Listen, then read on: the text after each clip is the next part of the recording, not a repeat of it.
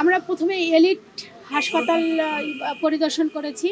তো ওখানে গিয়েও আমরা আসলে ডাক্তার পাইনি, বেড সংখ্যা বেশি পেয়েছি। তারপরে অপারেশন থিয়েটারটা মানসম্মত পাইনি এবং ওখানে একটা রুগী মারা গিয়েছে।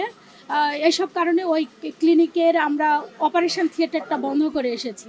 আগামী 2 সপ্তাহের মধ্যেই বেসরকারি ক্লিনিক ডায়াগনস্টিক যারা মালিক সমিতি আছে বা যারা এসবের মালিক, তাদের সাথে আসলে আমরা বসে কথা বলবো যে মানে একটা নীতিমালা তো আছে এসবের, সেগুলো নিয়ে আমরা কথা বলবো যাতে একটা নিয়ম শৃঙ্খলার মধ্যে আমরা আসতে পারি।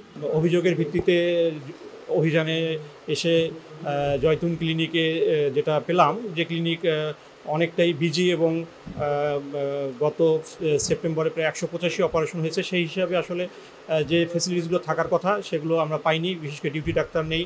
তারপরে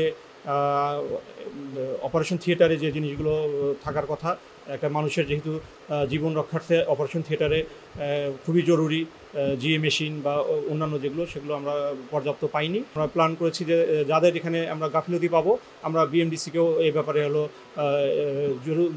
লিখিতভাবে জানাবো এবং আমাদের স্বাস্থ্য প্রশাসন থেকেও আইনানুগ ব্যবস্থা আমরা গ্রহণ করতে বাধ্য হব।